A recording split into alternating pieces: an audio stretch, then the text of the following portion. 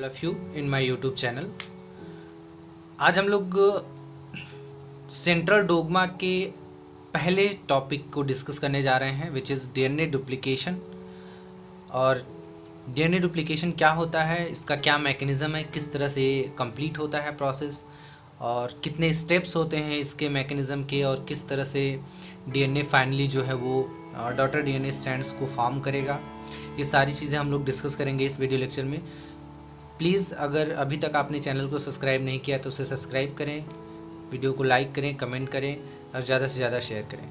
और प्लीज़ एक अलग से रिक्वेस्ट है कि आप प्रीवियस वीडियो लेक्चर ज़रूर देख लें, ताकि जो फर्दर हम लोग प्रेजेंट टाइम में जो वीडियो हम लोग बनाने जा रहे हैं, जिस टॉपिक पे हम डिस्कशन करने जा रहे हैं, वो आपको बेटर समझ में आए।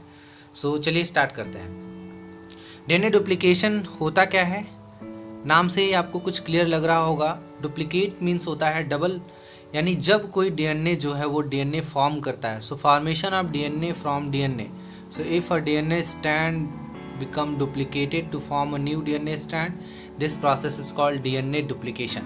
तो कोई भी पेरेंट स्ट्रैंड जो होता है वो डुप्लीकेट करता है बिफोर सेल डिवीज़न, क्योंकि सेल डिवीज़न में जैसा हमें पता है कि हम लोग जानते हैं कि 2n से 2n situation means deployed cell form deployed cell, लेकिन वहाँ पर क्रोमोसोम डिवीज़न की भी ज़रूरत पड़ती है जो न्यूक्लियर डिवीज़न करेगा। हम लोग इसके बारे में पहले भी डिस्कस कर चुके हैं, सो आप लोग वो वीडियो देख सकते हो बेटर अंडरस्टैंडिंग के लिए। तो पेरेंट स्ट्रैंड बिकम डुप्लीकेटेड और also called replicated to form a new daughter strand. Mechanism क्या है इसका, कितने स्टेप्स में कंप्लीट होता है, तो ये फॉलोइंग स्टेप्स आपको दिखाए गए हैं जिनमें ये प्रोसेस जो है वो आपका कंप्लीट होता है। The first is activation of amino acid. तो हम लोग पहले एक्टिवेशन की बात करते हैं। जैसा कि हमें पता है कि डीएनए डुप्लीकेशन एक कॉम्प्लेक्स प्रोसेस है जिसमें बहुत ज़्यादा एनर्जी की ज़रूरत पड़ती है। So we need lots of energy, जो कि हमें पता है कि एटीपी से आता है। अगर आपने ध्यान से इसका नाम सुना होगा, this is called adenosine triphosphate. So this adenosine is actually adenine, जो कि आपका बेस होता है। हमें पता है कि एडेनिन, ग्वानिन, थायमिन और साइटोसिन बेसिस पाए जाते हैं। सो ये हमेशा किस फॉर्म में है, AMP, GMP, TMP and CMP। Means ये सब मोनोफॉस्फेट के फॉर्म में है, जो कि लेस एनर्जी कंटेनिंग कंपाउंड होता है। एंजाइम फास्फोराइलेज के मदद से ये सब कन्वर्ट हो जाते हैं। MP also converted into ATP and this is GTP, and TMP converted into TTP and CTP. Adenosine triphosphate, guanosine triphosphate, thymine triphosphate and cytosine triphosphate, ये सब एनर्जी कंपाउंड्स बनते हैं during the first step of DNA replication, ताकि energy की requirements को पूरा किया जा सके। This is called activation of amino acids. Next जो प्रोसेस आपका ओपनिंग ऑफ हेलिक्स, एंड उसके बाद हम लोग देखेंगे formation of primers, initiation, elongation, termination and proof reading.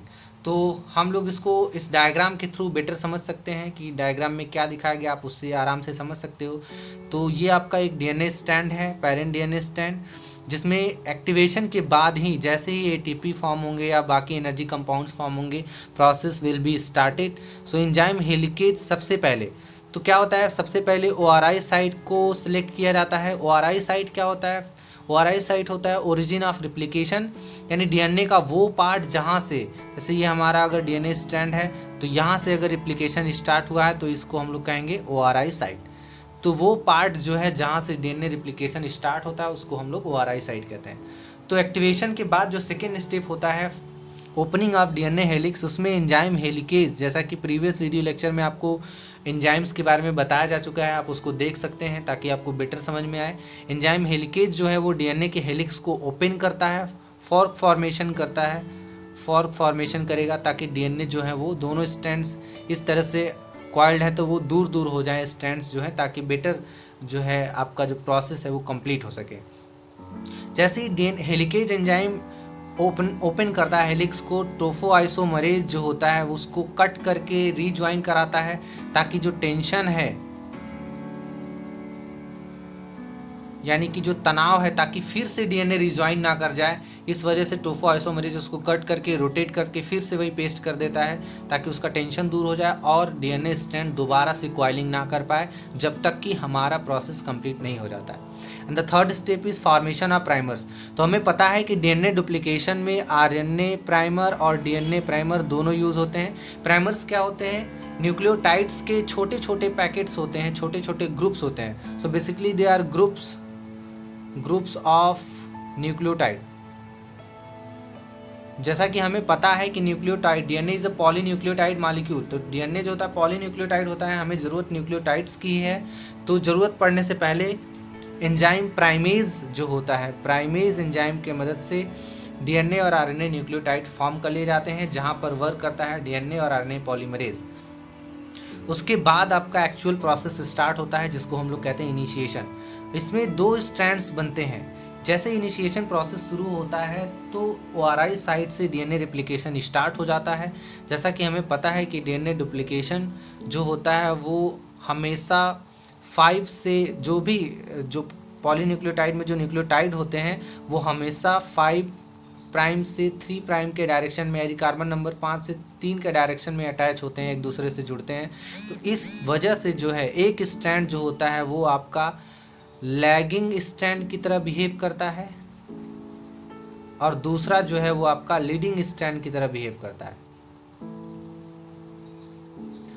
Leading strand जो होते हैं जिसमें आरएनए प्राइमर्स, लैगिंग स्ट्रैंड जिसमें आरएनए प्राइमर यूज़ किए जाते हैं, और लीडिंग स्ट्रैंड जो कि कंटिन्यूअस स्ट्रैंड होता है। क्योंकि आप देख सकते हो यहाँ पे कार्बन नंबर 3 जो बाहर की तरफ है, यहाँ पर ये जो पूरा सिस्टम है, जैसे ही डीएनए पॉलीमरेज आकर के इससे अटैच होगा साइड से, वैसे ही ये टर्मिनेट होता जाएगा। तो ये इधर की तरफ अगर आगे की तरफ टर्मिनेट हो रहा है तो जो लीडिंग स्ट्रैंड है वो लगातार कंटिन्यूअस स्ट्रैंड फॉर्म होते जाता है। डीएनए पॉलीमरेज वहाँ पर जुड़ते चले जाते हैं, पॉलीन्यूक्लियोटाइड डीएनए के जुड़ते चले जाते हैं पॉलीमरेज के हेल्प से, और लीडिंग स्ट्रैंड फॉर्म हो जाता है। लेकिन आपका जो दूसरा न्यूक्लियोटाइड होता है, आप देख सकते हैं कि कार्बन नंबर 3 यहाँ है तो कार्बन नंबर 5 यहाँ होगा। तो जैसा अभी हमने आपको बताया कि डीएनए स्ट्रैंड हमेशा 5 से 3 की तरफ फॉर्म होते हैं, तो यहाँ पर कार्बन नंबर 5 से जो है स्टार्ट होगा डीएनए फॉर्म होना, और इस तरह से जब वो बाहर की तरफ जा रहा होता है तो वहाँ पर डीएनए प्राइमर्स यूज़ ना होकर के आरएनए प्राइमर्स यूज़ होते हैं। तो स्टार्ट होता है प्रोसेस, जो स्टार्ट होगा वो आरएनए प्राइमर्स ही, बीच बीच में आपको आरएनए प्राइमर्स मिल जाएंगे जो कि स्ट्रैंड को इलांगेट करने में हेल्प करते हैं, जिनको बाद में प्रूफ रीडिंग के थ्रू आरएनए प्राइमर्स को हटा करके वहाँ पर डीएनए प्राइमर्स जोड़ दिया जाता है। सो इस तरह से आरएनए प्राइमर्स के बीच में आने की वजह से ये जो फ्रैगमेंट होता है जो कि लैगिंग स्ट्रैंड पे बनता है, ये डिसकंटिन्यूअस फ्रैगमेंट बनते हैं, और इस फ्रैगमेंट को कहा जाता है ओकाजाकी फ्रैगमेंट्स। और इस तरह से लीडिंग और लैगिंग स्ट्रैंड के फॉर्म में डीएनए डुप्लीकेट होता हुआ चला जाता है, चेन इलांगेट और टर्मिनेट होते हुए आगे तक चली जाती है और पूरा डीएनए डुप्लीकेशन हो जाता है। फाइनली जो है डीएनए डुप्लीकेशन होने के बाद प्रूफ रीडिंग किया जाता है। प्रूफ रीडिंग में जैसा कि अभी हमने देखा कि यहाँ पर डीएनए और आरएनए दोनों प्राइमर्स यूज़ हो रहे हैं, इस वजह से हमें आरएनए प्राइमर्स को रिमूव करने की ज़रूरत है। डीएनए प्राइमर्स के साथ हम इसको एक्सचेंज कराते हैं, जिसको प्रूफ रीड करने का काम होता है DNA polymerase first. So DNA polymerase जो फर्स्ट होता है आपका, वो प्रूफ रीडिंग कराता है। प्रूफ रीडिंग के थ्रू जहाँ जहाँ पर भी आरएनए प्राइमर्स अटैच होते हैं उन सभी आरएनए प्राइमर्स को डीएनए प्राइमर्स के हेल्प से रिमूव कर दिया जाता है, साइड से हटा लिया जाता है। और इस तरह से फाइनली जैसे ही सारे एंजाइम्स वर्क करना बंद कर देते हैं, आपका जो डीएनए होता है स्ट्रैंड कॉइल्ड करके न्यू डीएनए कॉपी जो है वो फॉर्म कर देता है। इस तरह से आपका डीएनए डुप्लीकेशन प्रोसेस जो है वो कंप्लीट हो जाता है। आई होप कि प्रोसेस आपको समझ में आया होगा। थोड़ा सा कॉम्प्लेक्स है, अगर आप ध्यान देंगे तो सारी बातें आपको याद हो जाएंगी। स्पेसिफिक हमें ये याद करना है कि कौन सा प्रोसेस है, कौन से एंजाइम्स यूज़ हो रहे हैं, what are the steps of DNA duplication and importance of enzymes. Basically कौन कौन से एंजाइम्स हैं जो कि वर्क करते हैं वहाँ पर और प्रोसेस को कंप्लीट कराते हैं। So these are the steps in which the DNA duplication process will be completed. Activation of amino acid, opening of helix, formation of primers, initiation, elongation, termination and proofreading। Finally proof reading के बाद हमने देखा कि DNA जो होता है वो parent strand जो है वो डॉटर स्ट्रैंड को फॉर्म कर देता है। So these are the steps और आप जिसको इस डायग्राम के थ्रू आप समझ सकते हैं कि क्या क्या हुआ है। आई होप कि आपको समझ में आया होगा। नेक्स्ट वीडियो लेक्चर में हम लोग ट्रांसक्रिप्शन की बात करेंगे, means DNA when DNA form RNA, तो जब डीएनए एमआरएनए फॉर्म करता है that process is called transcription. So thank you guys, thank you so much for watching.